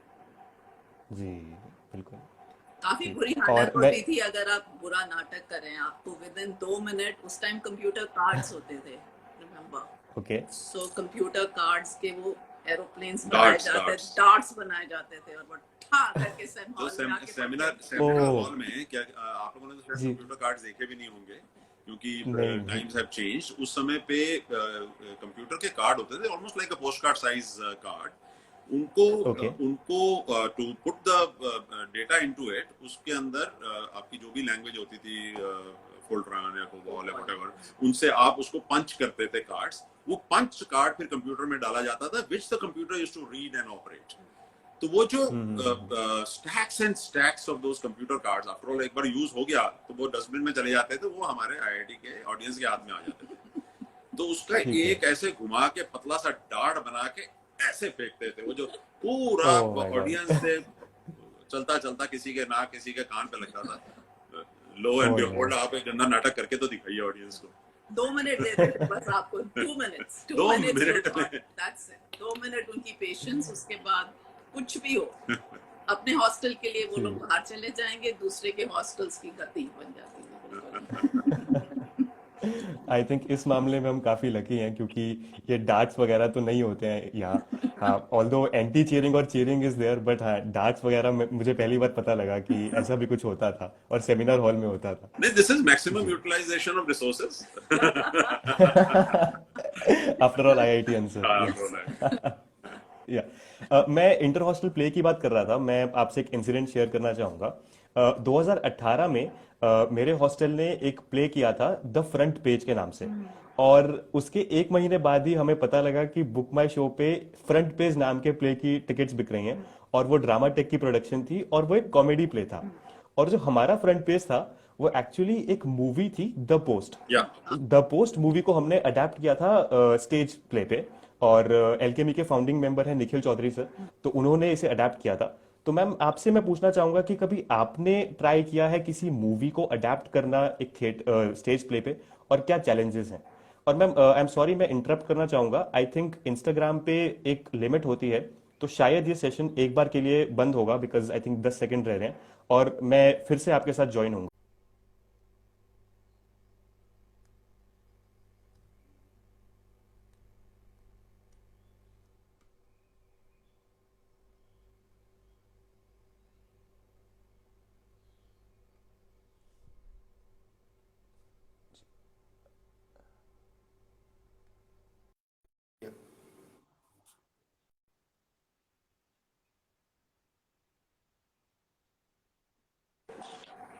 हम लोग ना, इससे पहले कि आप जी सवाल पूछें, जी हम लोग जब भी नाटक करते हैं प्ले के दौरान हमारा बड़ा मेजर डिबेट इस बात पे होती है कि इसमें इंटरवल रखें या ना रखें। जी क्योंकि इंटरवल के कुछ फायदे भी हैं, लेकिन एक सबसे बड़ा नुकसान ये है कि जो ये फैमिली ऑडियंसेस होती हैं वो इंटरवल में कहते हैं नाटक तो हमने काफी देख लिया, अब ये चले वो एक लेट्स हैव डिनर आउट, वहां पे पता नहीं अच्छी सीट मिले ना मिले, या जी पता नहीं बच्चे घर पे इंतजार कर रहे होंगे चले जाए। तो अभी ये जो आपका इंटरवल हुआ है उसमें हमारी काफी ऑडियंस अभी बाहर चाय पानी ले रही है जब आपकी जी व्यूअरशिप वापस आ जाए तो जी मैंने देखा, इसलिए, हाँ। और जब भी इंटरवल होता है तो इसी इवन शेक्सपियर जो 3 एक्ट प्ले भी होता था उसका, या 4 एक्ट प्ले भी होते थे, आप देखेंगे कि इंटरवल के जब भी एक्ट ब्रेक के बाद या इंटरवल के बाद हमेशा लाइटर सीन रखे जाते थे, लाइटर डायलॉग्स, ताकि ऑडियंस जब तक वापस आके बैठ ना जाए तब तक आप ऐसी कोई इंपॉर्टेंट चीज ना कवर कर लें या ऐसे इंपॉर्टेंट डायलॉग ना बोल दें जिसकी वजह से बाद में जो लोग अभी चाय पी के बाहर ही से आ ही रहे हैं वो अंदर आके बैठ रहे हैं और उस समय पे कोई इंपॉर्टेंट चीज मिस ना हो जाए। तो मैं ये जो जी टाइम कवर कर रहा हूँ मैं वही कर रहा हूँ कि अभी हमारी ऑडियंस वापस आ रही है, तो इस जी दौरान जी में बिल्कुल। ऐसी कोई बात ना हम कर लें जो किसी का इंटरेस्ट रहा हो तो मिस ना हो जी जाए। श्योर। ये इंटरवल की बात पे यही है, क्योंकि मैं इंटरवल से इतना घबराती हूँ कि कम से कम अपने 3 नाटकों में मैंने इंटरवल नहीं रखा। मैंने ओके नाटक को काट काट के इतना किया कि इंटरवल की जरूरत ही ना पड़े। So I have not kept an interval in any of my plays. तो मैम आप Coming to ड्यूरेशन क्या रखती थी प्लेस की, अगर इंटरवल आप नहीं रखना चाह रही हैं? maximum 1 hour 40 minutes, उससे ज्यादा ओके। नहीं, क्योंकि उसके बाद मेरा ख्याल the men can't sustain themselves. No, it's not. I don't think it's men. देखिए आप थिएटर गोइंग ऑडियंस की अगर आप बात करें, उसका एक एज, अगर आप एज प्रोफाइल निकालेंगे तो काफी middle age and higher age के लोग ज्यादा थिएटर देखने जाते हैं, यंगर पॉपुलेशन ज्यादा कम आती है थिएटर देखने। सो आप अगर किसी को कहें कि आप 2 घंटे 2.5 घंटे, आप 15 मिनट पहले भी आके बैठे, और अगर इंटरवल नहीं है आप उससे बोलो भाई आप 2-2.5 घंटे बैठे रहो और आपको रेस्ट रूम ना जाना पड़े, इट्स सस्टेनेबल नहीं है एक जी बियॉन्ड अ बिल्कुल। Particular age, right? I mean that's simple biological phenomena of the body. जी तो उसको एनाटॉमी जो आपकी है वो है। सो उसको सो ऑल्सो आज के दिन में जो माइंड शेयर की बात हम लोग करते हैं, किसी भी ऑडियंस को आप एक किसी नाटक में 2-2.5 घंटे बिठाने के लिए, my God you need some real committed audience. कोई बैठने को तैयार नहीं है आज के दिन, सबके जी टाइम टाइम देख रहे होते हैं कि इतने बजे जाना है, यहाँ से ये करेंगे, अब एक बार निकले ही हैं तो नाटक देख के फिर बंगाली मार्केट जाएंगे, खाना खाएंगे या हम लोग जाएंगे कहीं एक लेट्स गो टू अ बार और पब। तो इतना वो सब चल रहा है कि आप किसी को इतनी देर भी ना बिठाएं कि उसका मन जी करे कि मैं काम फंस गया। So having said that, most of the classical productions are more than 2 hours, 2.5 hours, and you have to give an interval. लेकिन अगर आप एक नाटक 1.5 घंटे में सीमित कर दें, इससे बढ़िया बात नहीं हो सकती। जी बिल्कुल। हमारे व्यूअर्स आई थिंक एक बार के लिए सर्च आया था, हाँ मैंने देखा बट था। आई थिंक जी जी जी, बट आई थिंक अब 30 के अराउंड ही कांस्टेंट हो हाँ गए हैं। ठीक है, इट्स ओके। जी तो मैम अगर आप चाहें तो आप जवाब हाँ दे सकती हैं। जी हाँ, तो आप कह रहे थे किसी मूवी की, मैंने किसी मूवी को कभी प्ले में अडेप्ट नहीं किया।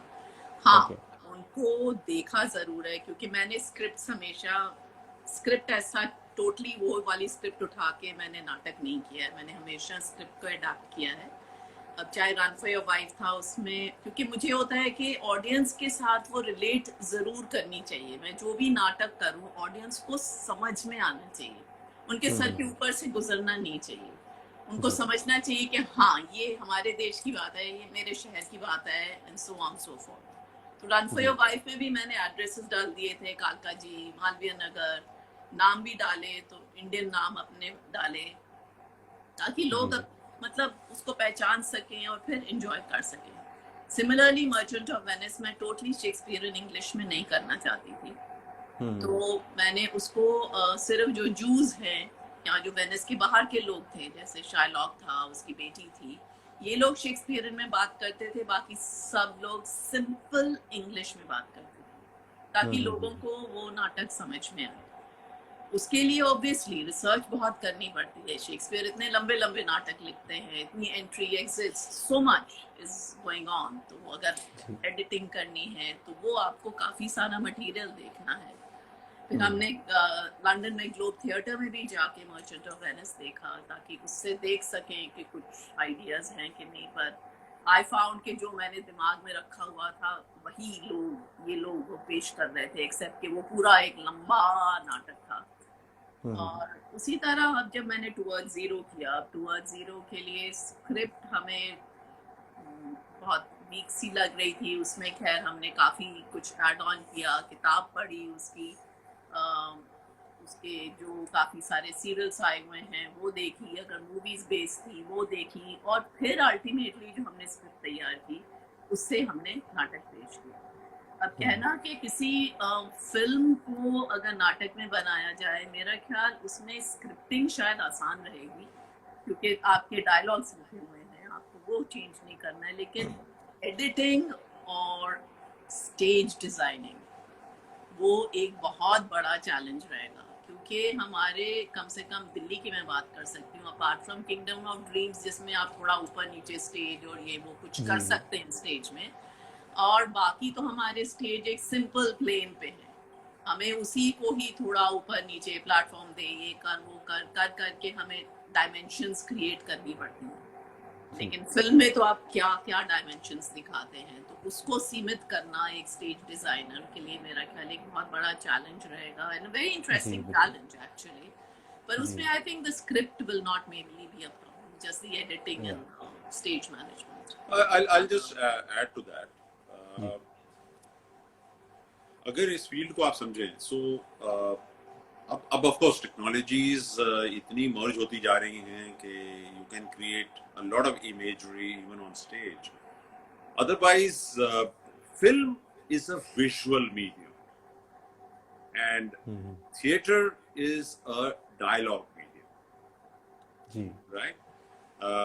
हमेशा से कहा जाता है कि theatre is an actor's medium, उसमें डायरेक्टर को कुछ भी करवाना है वो एक्टर के थ्रू ही कहलवाना पड़ेगा, करवाना पड़ेगा, राइट? अगर एक डायरेक्टर थिएटर करते में अगर कुछ और चीजें करता है तो इसका मतलब उसको कॉन्फिडेंस नहीं है अपनी स्क्रिप्ट पे, और उसको कॉन्फिडेंस नहीं है अपने एक्टर्स पे, क्योंकि वो एनहेंस करने के लिए दुनिया भर की और चीजें करने की कोशिश कर रहा है, जी। Right?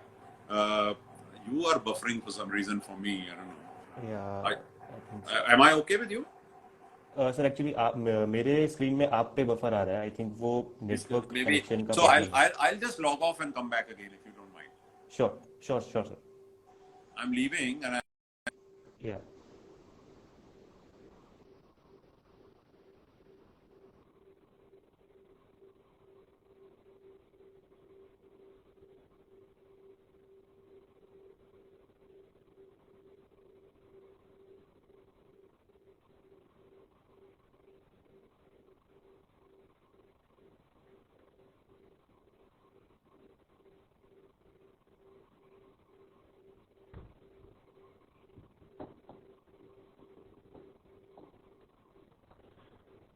Let's wait for him to join. Let me see if he's here. Not yet.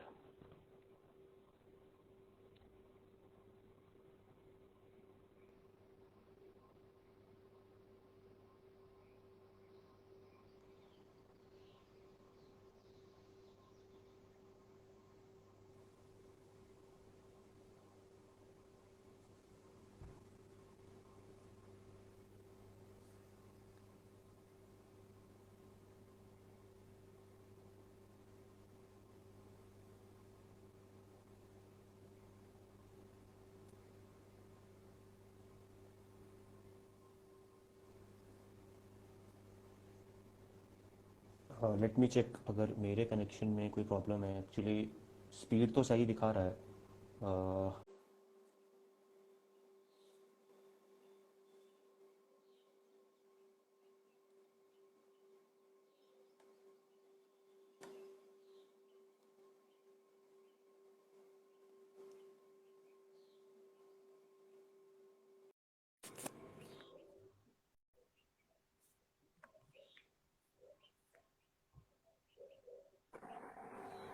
अच्छा, I think we are now good, but हमारी या audience is still not there, so या we'll have to get a Shakespearean jester in for some time.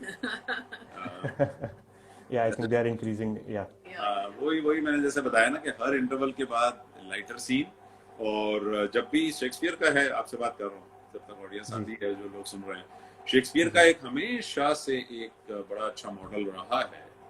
It's a time tested model कि जब भी बहुत ज्यादा stress आ जाता है, जो ऑडियंस के दिमाग पे स्ट्रेस करेगा, उस समय पे शेक्सपियर हमेशा एक कॉमिक जेस्टर, एक क्लाउन एंटर करवाता था। कई बार उसका स्टोरी से कोई लेना देना ही नहीं होता कि जी सडनली ये कैरेक्टर आया क्यों।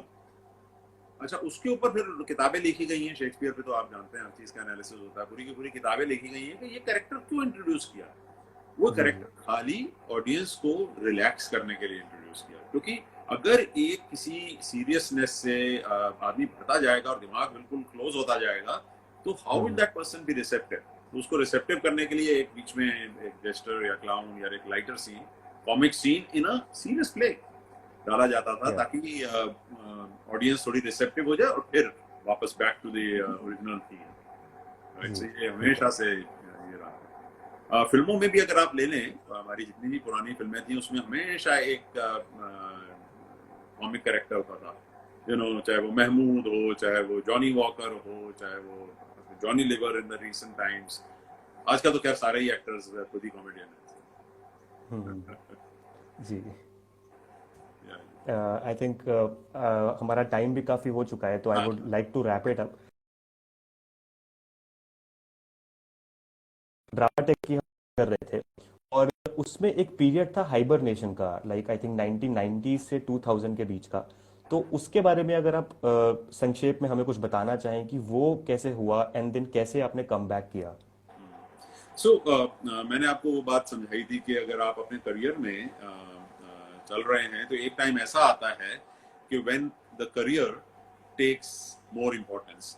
अच्छा, क्योंकि हम जी सारे के सारे मोर और लेस प्लस माइनस दो चार सेम एज ग्रुप के थे, राइट। हम्म जो बैचेस थे, जो जिन लोगों ने ये शुरू किया था, वो 78 में पास आउट हुए, या हम 80 में हुए, कुछ 82 में पास आउट हुए। उसके बाद काफी नए आईआईटीएंस ज्वाइन होते रहे, लेकिन ज्यादातर जो मेन लोग हम लोग थे, जो लोग एक तरह से ड्रामेटिक चला रहे थे या पार्टिसिपेट कर रहे थे, वो सारे के सारे उस समय अपनी करियर में ऐसी स्टेज पे पहुंचे जब उनके पास कोई चॉइस नहीं थी but to concentrate on the career. So हमारे जी कुछ founder members moved out of the country उस समय पे, हम्म अराउंड 92। मैंने इंटरनेशनल असाइनमेंट्स ले ली फ्रॉम 92। मैं फिर वापस 2000 में ही लौट के आया। I was out of the hmm country for those many years. इसी तरह से हमारे और कहीं मूव कर गया। In fact now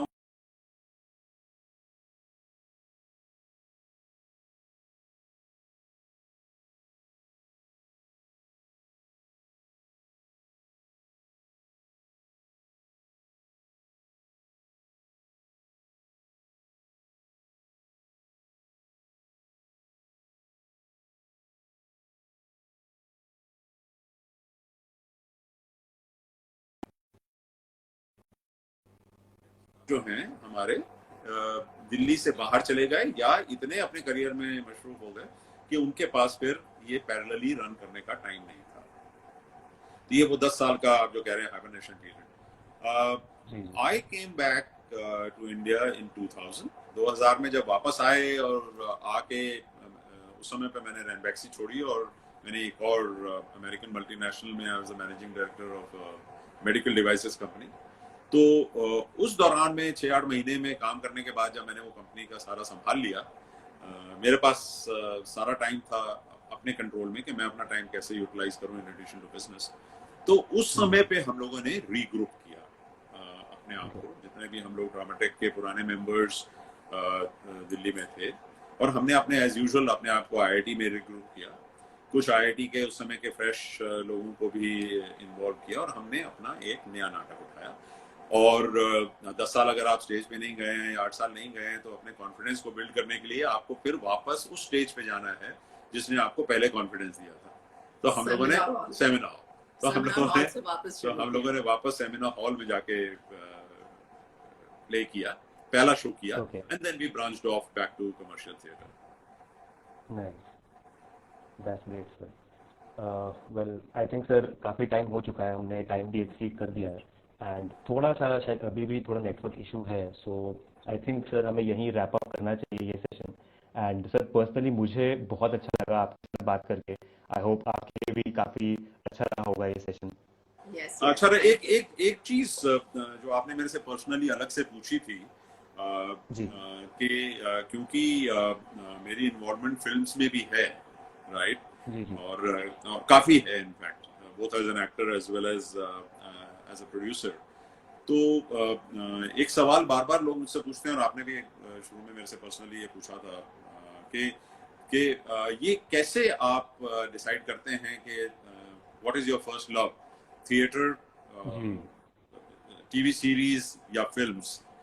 तो सिंस ये ऑडियंस हमारी काफी कॉमन है और उसमें कई लोग इस पशुपंज में फंसते होंगे, तो मैं क्योंकि बॉम्बे में भी एक मेरा पैर रहता है, तो कई लोग मेरे से ये सवाल पूछते हैं कि मैं फिल्मों के लिए ट्राई कर रहा हूँ, मैं टीवी सीरीज में काम करूँ ना करूँ, अगर टीवी सीरीज में चला गया तो फिल्मों में नहीं जा पाऊंगा, तो मैं कैसे करूँ और मैं थिएटर कैसे करूँ? तो उनके लिए मेरी एक बड़ी सिंपल सी एडवाइस रही है हमेशा, और मैं आज आपके साथ शेयर कर रहा हूँ कि सबसे ज्यादा इम्पोर्टेंट दो चीजें हैं कि आपका जो भी टैलेंट है उसको आप होल्ड अप रखें, उसको आप प्रैक्टिस करते रहें, और दूसरा आप सड़क पे ना आ जाएं, इसलिए आपके पास पैसा होना चाहिए। बिना पैसे के कोई काम नहीं होता है। तो थिएटर से जो लोग इन्वॉल्व हैं, अगर वो थिएटर करते रहें, चाहे वो बॉम्बे हो चाहे दिल्ली हो, इससे बढ़िया बात नहीं हो सकती, क्योंकि थिएटर आपका टैलेंट होल्ड अप रखता है हमेशा। नए नए कैरेक्टर्स आपको निभाने होते हैं और लाइव ऑडियंस के सामने निभाने होते हैं। और दूसरी तरफ आपको फिल्मों के लिए वेट करना है या टीवी सीरीज या वेब सीरीज में काम करना है, वो is totally dependent on what is your financial situation. TV is very time consuming but page very well.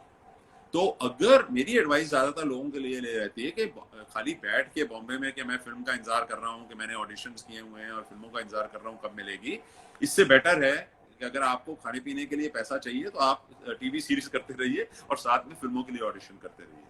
और अगर आपके पास बहुत पैसा है और आपको लगता है आप में टैलेंट है कि आप फिल्मों में ही जाके काम करना चाहते हैं, तो फिर आप ऑडिशंस करते रहिए और आपको फिल्मों में ब्रेक मिलेगा। बाकी after that the talent takes over.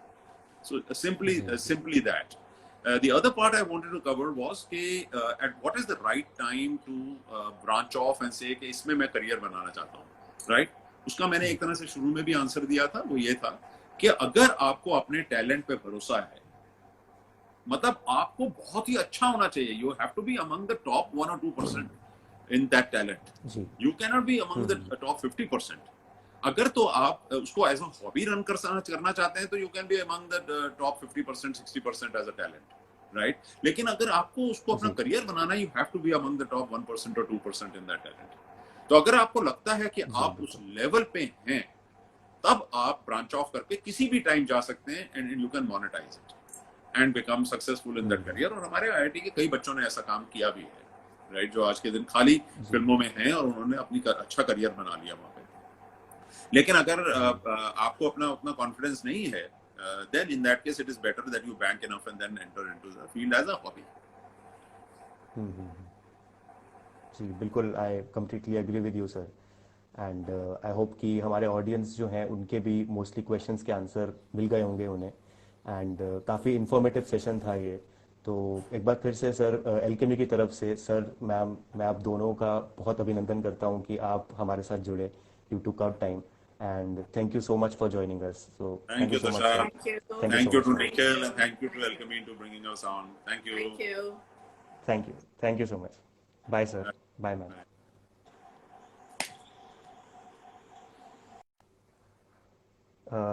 All right, तो ये सेशन था मिस्टर संजीव चोपड़ा और मिसेस रेनू चोपड़ा मैम के साथ। आई होप आपको ये सेशन पसंद आया होगा।